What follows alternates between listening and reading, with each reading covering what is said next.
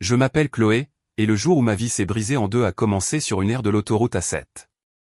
Nous étions en voyage en famille, le genre de voyage qui était censé nous rapprocher. Au lieu de cela, il s'est transformé en l'instant où ils ont décidé que j'étais un fardeau qu'il fallait réparer ou jeter.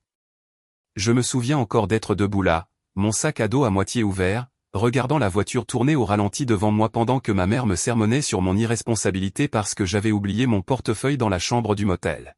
« Tu t'attends toujours à ce que les autres nettoient tes dégâts ?» a-t-elle lancé sèchement, la main crispée sur les clés de la voiture. « Peut-être que si on te laisse ici un moment, tu finiras par grandir. » Je pensais qu'elle bluffait. J'en ai ri, j'ai essayé de m'excuser, d'expliquer que j'étais juste fatigué.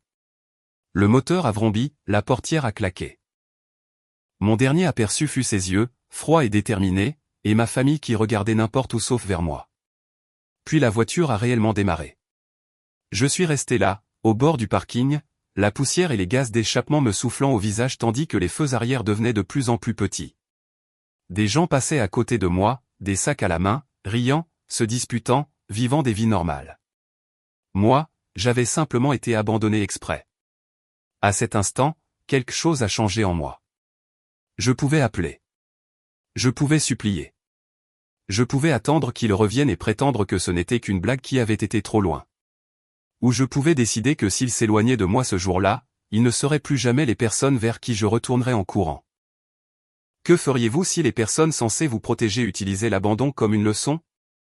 Si vous voulez savoir comment cette unique leçon a fini par coûter à ma famille sa réputation, sa maison et tout ce qu'elle pensait contrôler, restez jusqu'à la fin de cette histoire et abonnez-vous pour ne pas manquer ce qui s'est réellement passé 8 ans plus tard.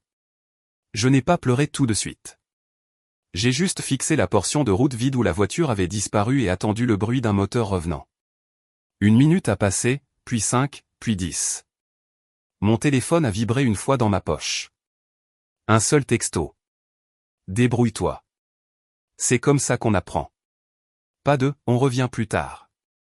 Pas de « on t'aime ». Rien. C'est à ce moment-là que mes mains se sont mises à trembler. Le genre de tremblement qui commence dans la poitrine et se propage jusqu'aux doigts, comme si votre corps avait enfin compris que vous êtes seul.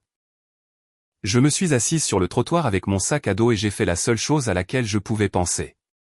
J'ai ouvert l'application de carte et j'ai cherché la gare routière la plus proche. S'ils voulaient que je me débrouille, très bien. Je le ferais. Mais pas de la manière qu'ils attendaient. La gare routière se trouvait à 40 minutes de marche le long d'une route secondaire. Le ciel était d'une luminosité douloureuse, et la chaleur pesait sur mes épaules pendant que je marchais. Je repassais tout dans ma tête. Les leçons de morale, les comparaisons constantes, la façon dont j'étais toujours là, difficile. Peut-être que cela n'avait jamais été une question de responsabilité. Peut-être que c'était une question de contrôle. Quand je suis arrivé à la gare routière, j'avais mal aux pieds et la gorge en feu. Mais ma décision était claire. J'ai acheté un aller simple vers Lyon au lieu de rentrer à la maison.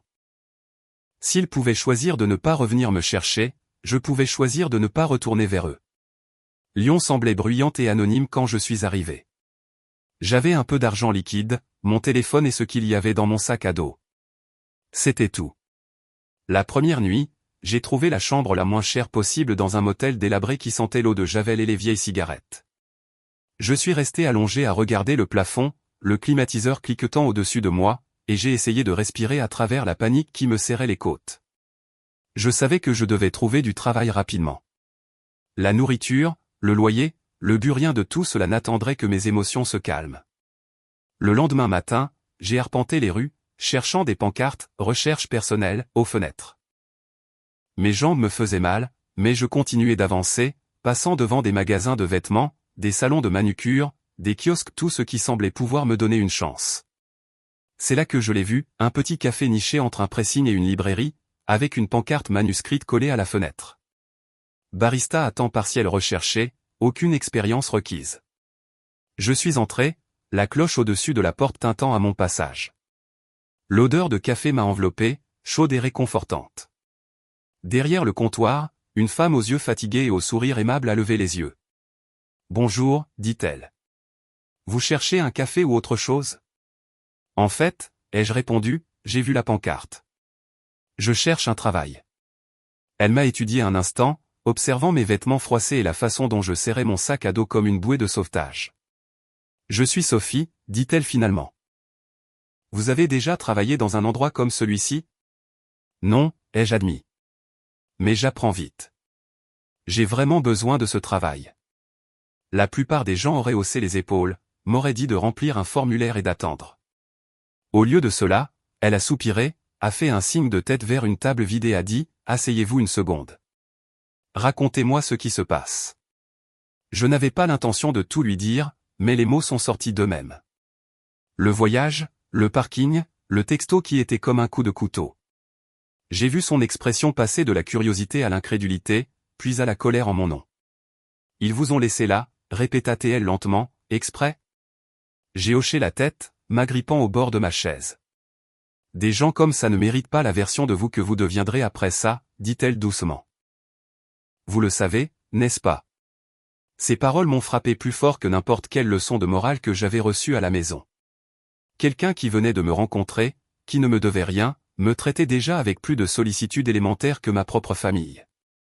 D'accord, a-t-elle poursuivi en se levant. Vous pouvez commencer aujourd'hui. Ce sera à temps partiel au début, mais si vous êtes ponctuel et que vous travaillez dur, je verrai ce que je peux faire. Nous fermons tard, et parfois c'est mouvementé. Vous pensez pouvoir gérer ça? J'ai dégluti, sentant une vague de gratitude et autre chose, de la détermination. Oui, ai-je dit. Je peux le gérer.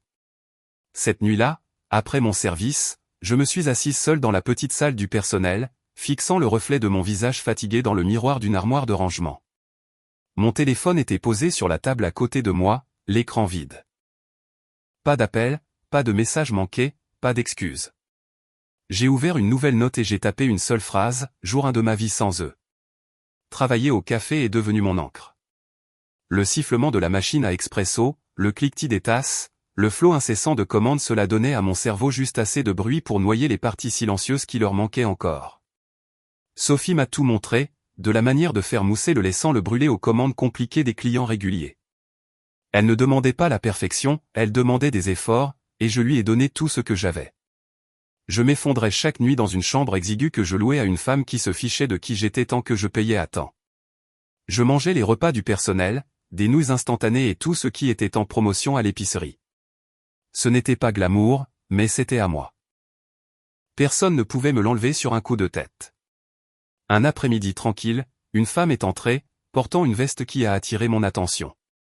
Elle n'était pas chère, mais elle était astucieuse, rapiécée, modifiée, rendue unique. Je ne pouvais m'empêcher de la regarder en prenant sa commande. « Vous l'aimez » demanda-t-elle. « Elle est intéressante » ai-je dit. « Vous l'avez modifiée vous-même » Elle a souri. « Oui. Je trouve de vieilles pièces en friperie et je les transforme. Les gens paient plus pour une histoire. Vous savez, une histoire. » Ce mot est resté dans ma tête pour le reste de la journée. Après la fermeture, je suis resté pour essuyer les tables même si Sophie m'avait déjà dit que je pouvais partir. « Ça va » demanda-t-elle en raccrochant son tablier. « Est-ce que tu as déjà l'impression que toute ta vie est la preuve que tu étais une erreur pour quelqu'un » ai-je lâché. Elle a marqué une pause, puis s'est appuyée contre le comptoir. « Avant, oui » dit-elle.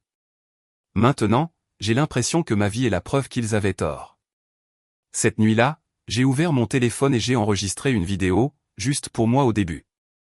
Mon visage était gonflé par le manque de sommeil, mes cheveux relevés en un chignon désordonné. Jour 27 sans eux, ai-je dit doucement. J'ai survécu à un autre double service. Je suis toujours là. Ils n'ont pas appelé. Je n'ai pas supplié. J'ai parlé du voyage, du parking, du choix de prendre le bus dans la direction opposée de la maison. Quand j'ai eu fini, j'ai failli la supprimer. Au lieu de cela, je l'ai enregistré dans un dossier que j'ai intitulé « Sans retour ». Lors de mes rares jours de congé, je déambulais dans les friperies, faisant glisser mes doigts le long des portants de vêtements. J'ai commencé à acheter quelques pièces bon marché, les cousant à la main la nuit dans ma chambre. Je n'avais pas de machine à coudre, alors j'utilisais une aiguille et du fil, en improvisant. Je coupais des manches, ajoutais des empiècements, changeais des boutons. Chaque pièce devenait quelque chose de nouveau. Un soir, j'ai montré une veste à Sophie dans l'arrière-salle. Elle était rapiécée avec du tissu de 2 chemises différentes, Les coutures inégales mais intentionnelles. C'est toi qui as fait ça, demanda-t-elle, la retournant dans ses mains. Oui, j'expérimente juste. C'est bien, dit-elle, l'air sincèrement impressionné. Tu devrais essayer de les vendre, même juste quelques-unes. Mets-les sur un portant près de la caisse, pour voir si ça part. L'idée me semblait terrifiante et excitante. Pourquoi quelqu'un achèterait quelque chose que j'ai fait? Parce que c'est différent, dit-elle. Parce que ça a une histoire. Et parce que tu es plus capable que tu ne le penses. Nous avons accroché 3 de mes pièces modifiées sur un petit portant à roulettes près du comptoir avec une pancarte manuscrite, pièces surcyclées personnalisées. Je l'ai surveillé entre les commandes comme un faucon. Il a fallu 1 heure pour que la première se vende. La femme qui l'a achetée m'a souri en l'encaissant. On sent que quelqu'un y a mis tout son cœur, dit-elle. Elle n'avait aucune idée à quel point c'était littéral. Cette nuit-là, j'ai filmé une autre vidéo. Jour 63, ai-je dit. Quelqu'un vient de payer avec de l'argent réel pour quelque chose que j'ai fait de mes mains. La fille qu'ils ont abandonnée vend des vêtements dans un café. Imaginez ça. Je ne publiais pas encore les vidéos. C'était mes archives privées, ma façon de garder des traces non pas financières, mais des preuves émotionnelles de chaque centimètre que j'avais parcouru sans eux. Les mois se sont transformés en 1 année. J'ai économisé chaque euro supplémentaire. J'ai quitté ma chambre louée pour un minuscule studio. Je suis passé de la couture à la main à une machine à coudre d'occasion. Je me suis inscrite à des cours de commerce en ligne gratuits, apprenant les prix, le marketing, les marges. Plus j'apprenais, plus une pensée calme et froide s'installait, s'ils revenaient un jour, ce ne serait pas parce que je leur manquais. Ce serait parce qu'ils avaient besoin de ce que j'avais construit. Un soir, assise sur mon matelas avec des chutes de tissu tout autour de moi, j'ai regardé droit dans l'objectif de mon téléphone et j'ai appuyé sur enregistrer avec une intention différente. Et si les gens qui vous ont jeté devaient revenir vous demander de l'aide, ai-je murmuré. Qu'est-ce que vous leur feriez payer pour ce qu'ils ont fait?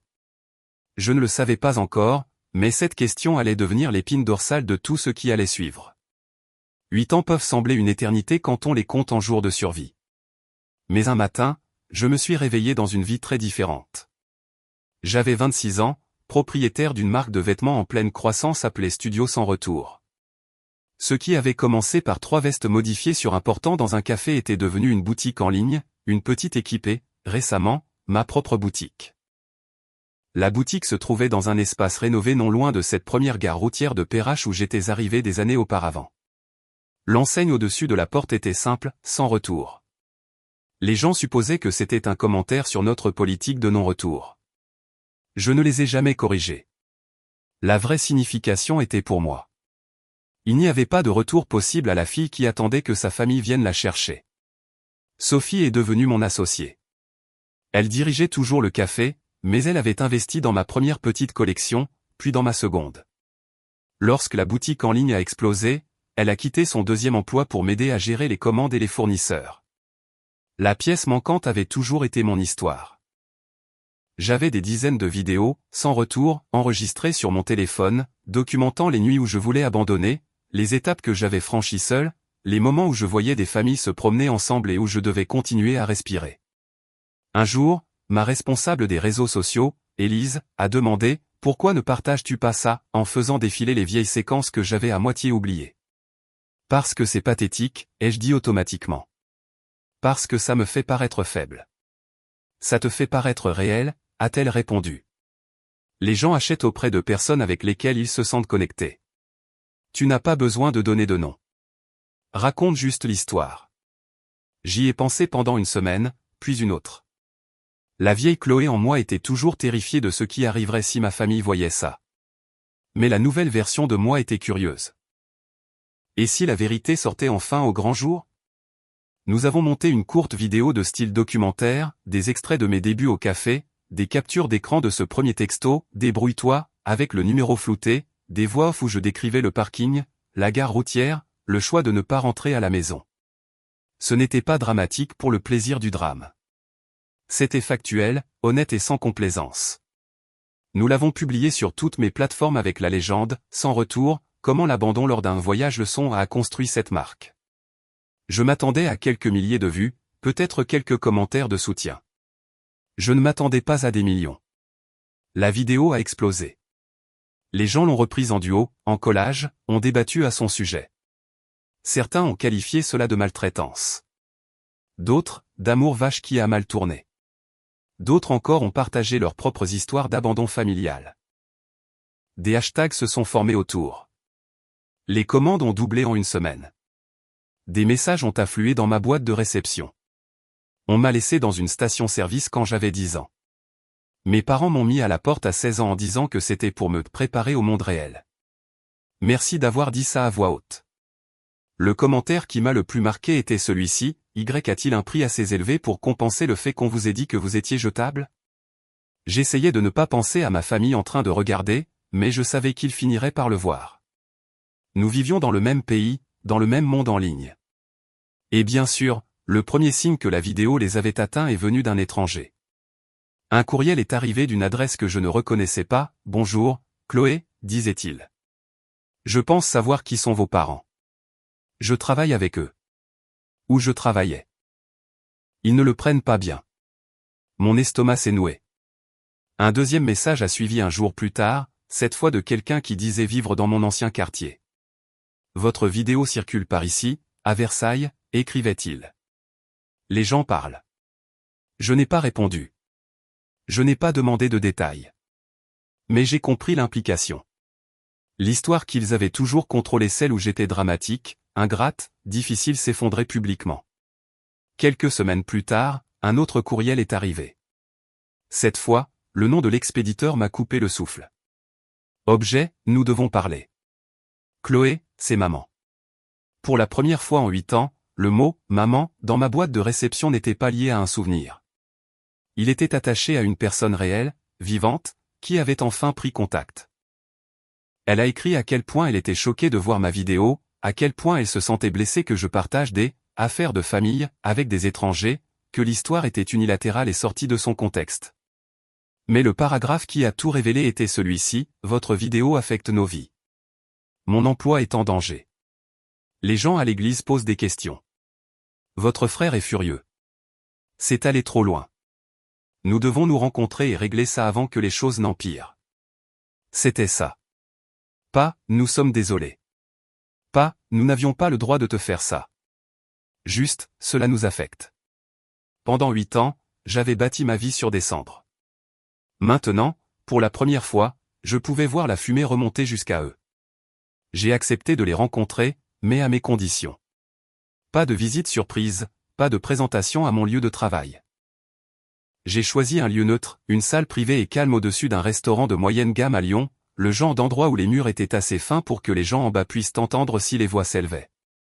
Je voulais des témoins, même s'ils ne connaissaient pas l'histoire. Je suis arrivé en avance et je me suis assise dos au mur, face à la porte. C'était un petit réconfort mesquin, mais je voulais les voir avant qu'ils ne me voient.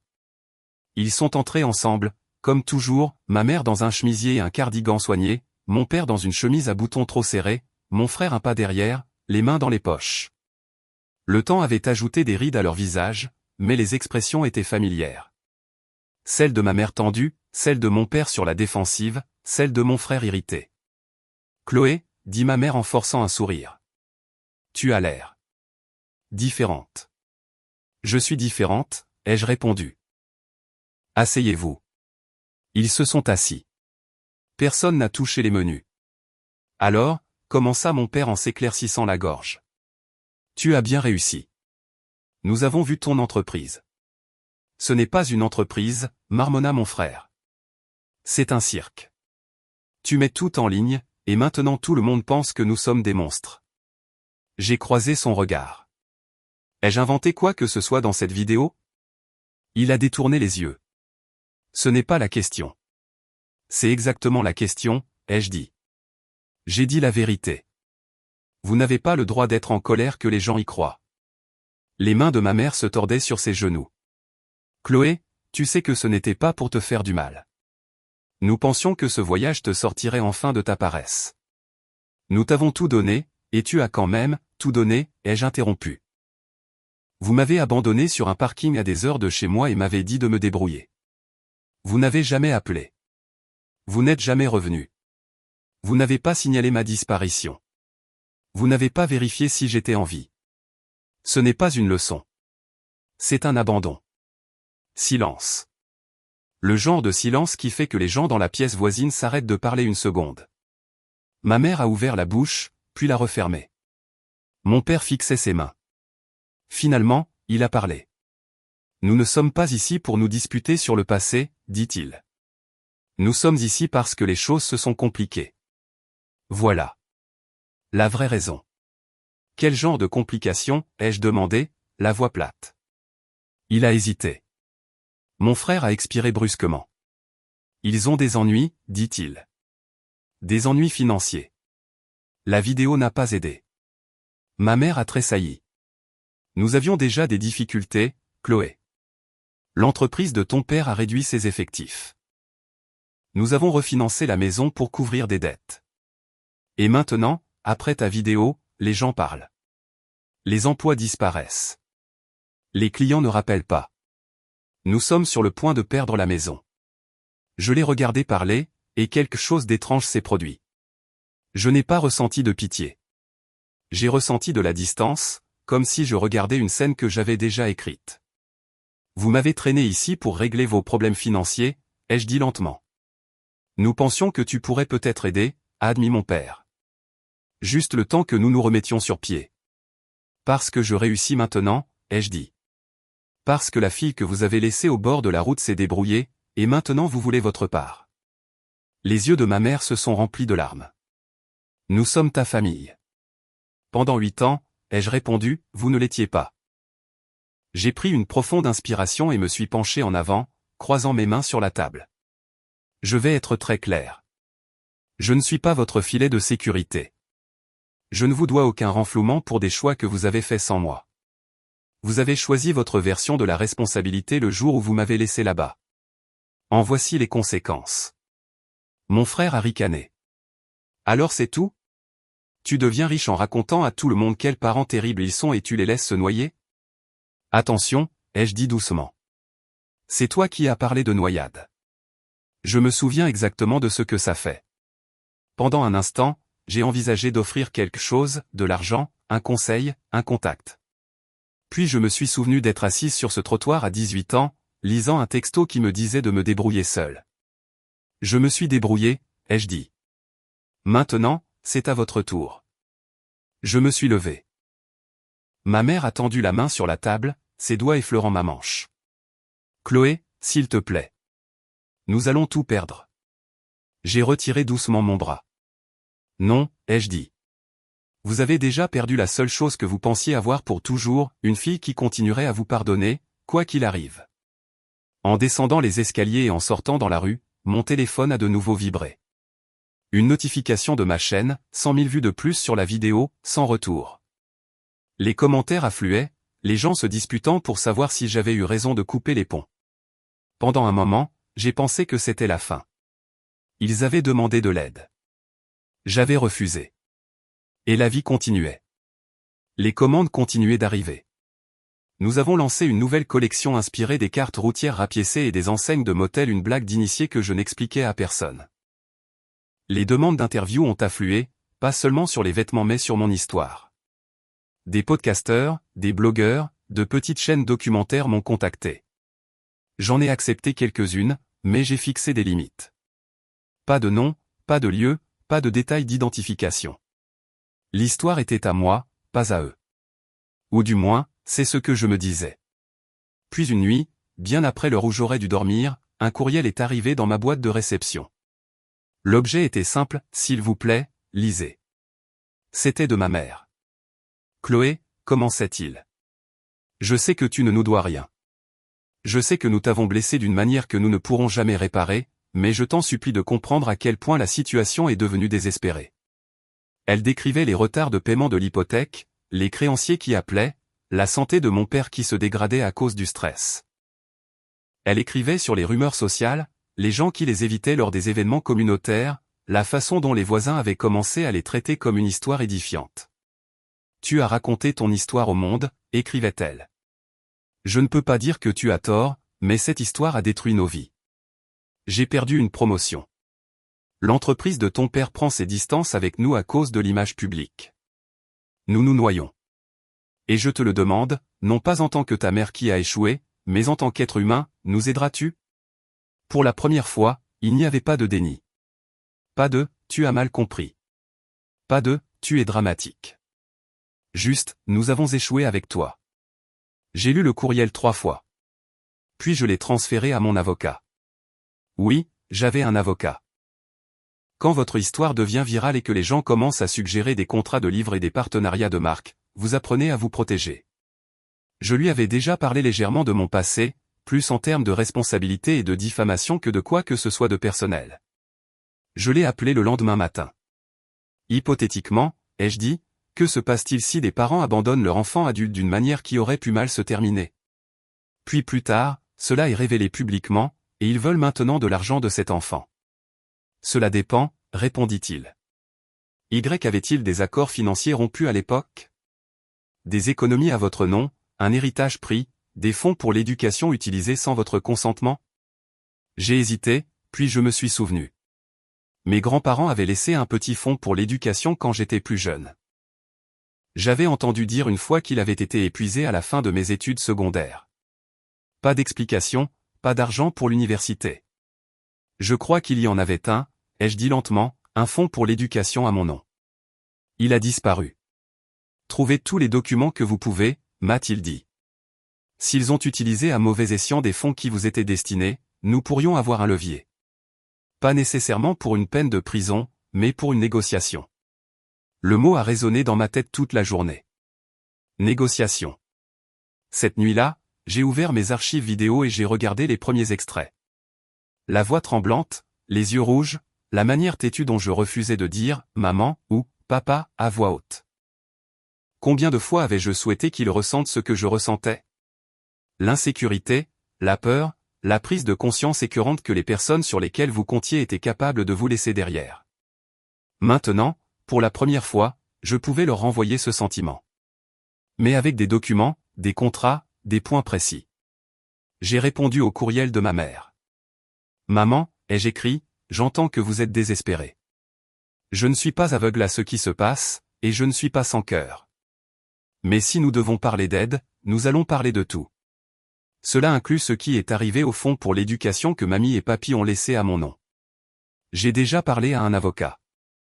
J'ai marqué une pause, puis j'ai ajouté, si nous nous revoyons, ce sera en présence d'une représentation légale, et ce sera officiel. Si vous voulez vraiment réparer les choses pas seulement pour vos finances mais pour ce que vous m'avez fait, vous accepterez cela. Si vous ne cherchez que de l'argent sans rendre de compte, ne répondez pas, je suis resté là, à fixer le curseur clignotant. Étais-je vraiment en train de partager cela avec une femme qui avait un jour oublié mon existence assez longtemps pour partir en voiture? J'ai appuyé sur envoyer. Sa réponse est arrivée plus vite que prévu. Nous viendrons, a-t-elle écrit. Nous parlerons. Si nous devons signer quelque chose, nous le ferons. S'il te plaît, ne nous laisse pas tout perdre. Nous nous sommes rencontrés au bureau de mon avocat.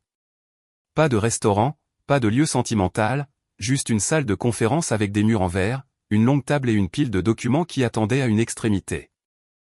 Je suis arrivé avec mon avocat, Marc, et mon associé, Sophie, qui a insisté pour venir en soutien moral. Elle avait été là quand je n'étais qu'une jeune de 18 ans tremblante avec un tablier taché de café et un sac à dos plein de peur. Elle avait gagné le droit de voir comment ce chapitre se terminait. Ma famille est entrée, semblant plus petite que dans mon souvenir. Les épaules de mon père étaient voûtées. Les yeux de ma mère étaient cernés par l'épuisement. La bravade de mon frère était émoussée. Merci de nous rencontrer, dit mon père doucement. Pas de contact visuel cette fois. Marc a hoché la tête. Commençons. Il a fait glisser un dossier sur la table. Chloé a rassemblé des preuves qu'un fonds pour l'éducation laissé à son nom par ses grands-parents a été utilisé pour payer des dépenses familiales sans son consentement. Le montant, ajusté en fonction des intérêts, est ici. Elle est dans son droit de poursuivre une action en justice. Le visage de ma mère est devenu pâle en lisant. Nous l'avons utilisé pour les factures, murmura-t-elle. Nous pensions, vous pensiez qu'elle ne serait jamais en position de vous contester, dit Marc d'un ton neutre. Vous ne l'avez pas divulgué. Vous n'avez pas demandé la permission. Ce n'est pas penser. C'est prendre. Mon frère s'est agité avec colère. Et alors? Elle nous poursuit en justice et nous ruine complètement? Elle ne fait pas déjà assez de dégâts? Sophie a parlé pour la première fois. Chloé ne vous a pas ruiné, dit-elle calmement. Vous l'avez fait vous-même quand vous l'avez laissé et que vous avez ensuite enterré les preuves. Ma mère a cligné des yeux fortement, une larme s'échappant malgré ses efforts pour la retenir. Que veux-tu de nous? Demanda-t-elle en se tournant vers moi. Dis-le simplement. Si c'est de l'argent, dis-le. Si ce sont des excuses, je te les présente. Je suis désolé. Je suis tellement désolé. Je l'ai cru, pour la première fois. J'ai cru qu'elle le pensait. Mais j'avais passé trop d'années à me maintenir avec des excuses que je me faisais à moi-même dans le noir. J'avais besoin de plus que des mots. Je veux 3 choses, ai-je dit. Aucune ne vous plaira. Ils ont attendu. Premièrement, ai-je continué, vous me cédez la maison. Pleine propriété. La dette hypothécaire sera refinancée sous mon entreprise. Je m'en occuperai. Vous déménagerez dans un endroit plus petit que vous pouvez vous permettre. Vous n'avez pas le droit de vous accrocher à une maison qui a été en partie payée avec de l'argent destiné à mon avenir. Mon père m'a regardé comme si je l'avais giflé. Cette maison, c'est notre vie, dit-il d'une voix rauque. Ce fonds aussi, ai-je répondu. Vous l'avez pris sans demander. Je prends la maison avec un contrat. Ma mère a ouvert la bouche, l'a refermée, puis a hoché la tête en tremblant. Quoi d'autre? Deuxièmement, ai-je dit, vous signez cette déclaration. J'ai fait glisser un autre document. Dedans, vous reconnaissez ce que vous avez fait lors de ce voyage il y a 8 ans. Vous déclarez que vous m'avez laissé intentionnellement, que personne ne vous a forcé, que ce n'était pas une urgence ou un malentendu. Vous admettez que c'était mal. Ce document sera conservé dans les dossiers de mon avocat. Si vous essayez un jour de contester publiquement mon histoire, nous le publierons. Mon frère a juré à voix basse. Tu nous fais chanter. Non, a coupé Marc. Elle se protège de la diffamation. La déclaration est volontaire. Vous pouvez refuser et aller au tribunal. Vous préférez peut-être ça. Mon frère s'est tu. La main de ma mère tremblait en prenant le papier. J'ai regardé ses yeux parcourir les lignes, la regardant revivre ce jour dans chaque phrase qu'elle lisait. Tu veux qu'on mette ça par écrit, demanda-t-elle, la voix brisée. Oui, ai-je dit. Vous m'avez appris la responsabilité, vous vous souvenez? C'est la reddition de comptes par écrit. Quelle est la 3e chose? Demanda mon père doucement. J'ai pris une inspiration. C'était celle qui allait vraiment leur coûter. Troisièmement, ai-je dit, vous vous asseyez avec moi devant une caméra. Une seule fois. Nous enregistrons une conversation où vous dites la vérité. Je ne vous nommerai pas publiquement. Vos visages peuvent être floutés, vos voix déformées si vous le voulez, mais vous direz à voix haute que ce que vous avez fait était mal, que ce n'était pas de ma faute, qu'aucun enfant ne mérite ça. Je ne la publierai pas sans votre approbation, mais l'enregistrement existera, et vous n'aurez pas le droit de déformer l'histoire plus tard. Ma mère m'a regardé comme si elle me voyait pour la première fois. Tu as vraiment construit tout ça à partir de ce jour-là, murmura-t-elle. À partir de ce que nous avons fait. Non, ai-je dit. J'ai construit ça malgré ce que vous avez fait. Mais l'histoire en fait partie, et j'en ai fini de vous laisser faire semblant. Ils se sont regardés, communiquant silencieusement comme le font les parents quand il ne reste plus de bonne option. Puis mon père a hoché la tête. Nous signerons, dit-il. Nous ferons la vidéo. Aide-nous juste à garder un toit sur nos têtes. Nous avons examiné les documents ligne par ligne. Ils ont signé l'acte de transfert, les mains tremblantes. Ils ont signé la déclaration d'abandon, des larmes coulant sur la page. Marc a tout notarié, son expression neutre, professionnelle. Quand est venu le moment de la vidéo, nous sommes passés dans une pièce plus petite avec une caméra installée sur un trépied. Sophie était assise au fond, silencieuse, ses yeux ne me quittant jamais. Nous avons commencé à enregistrer. Je me suis présenté, ma marque, une version édulcorée de l'histoire. Puis je me suis tourné vers eux. Que s'est-il passé il y a 8 ans, ai-je demandé. Ma mère a dégluti. Nous étions frustrés, dit-elle lentement. Nous pensions que tu étais irresponsable. Nous avons décidé de te laisser à cet endroit et de te faire te débrouiller. Nous ne sommes pas revenus. Nous n'avons pas vérifié si tu étais en sécurité. Nous n'avons pas appelé. C'était mal. C'était cruel. Tu ne méritais pas ça. L'entendre à voix haute, enregistré, c'était comme si quelqu'un soulevait un poids que je ne réalisais pas que je portais encore. Que diriez-vous à quelqu'un qui pense que ce genre de leçon est acceptable, ai-je demandé. Elle a regardé droit dans l'objectif. Ne le faites pas, dit-elle. Vous perdrez plus que vous ne le pensez. Vous pourriez perdre votre enfant pour toujours. Nous avons terminé l'enregistrement. J'ai demandé s'ils voulaient que quelque chose soit flouté ou coupé. Ils ont dit non. Peut-être parce qu'ils étaient fatigués de fuir. Peut-être parce qu'ils avaient peur de ce qui arriverait s'ils essayaient. Quand ce fut terminé, ils se tenaient là, maladroitement, ne sachant pas s'il fallait me serrer dans leurs bras ou partir. Ma mère a fait un pas en avant, puis s'est arrêtée. « Je ne sais pas si tu nous pardonneras un jour, dit-elle. Mais j'espère qu'un jour. Je ne sais pas non plus, ai-je répondu honnêtement. Mais je sais une chose, pour la première fois, je ne suis pas la seule à payer pour ce qui s'est passé. Et ça compte. Ils ont quitté le bureau avec moins de biens qu'ils n'en avaient ce matin-là et plus de poids sur leur conscience que n'importe quel relevé hypothécaire ne pourrait jamais représenter. Un mois plus tard, j'ai pris possession de la maison.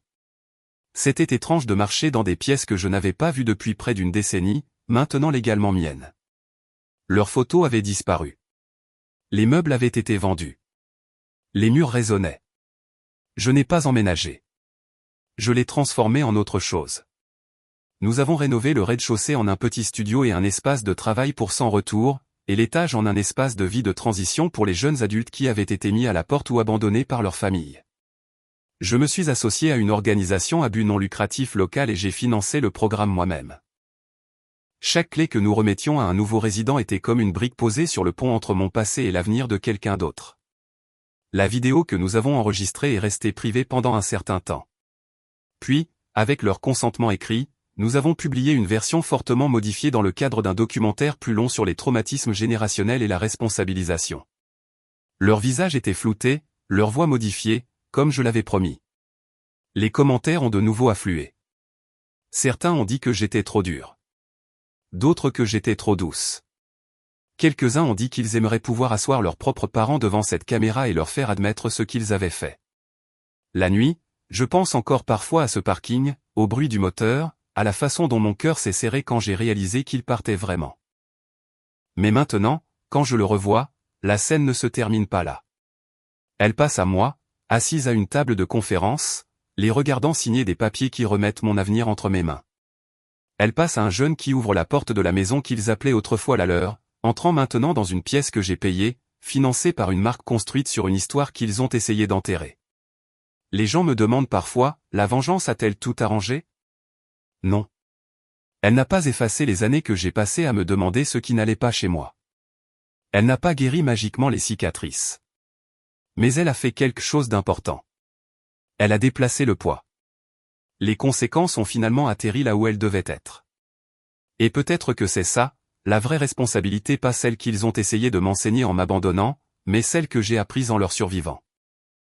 Alors, laissez-moi vous poser cette question, si les personnes qui vous ont brisé avaient soudainement besoin de vous pour les sauver, ouvririez-vous la porte, ou leur feriez-vous payer le prix de devoir enfin affronter ce qu'elles ont fait?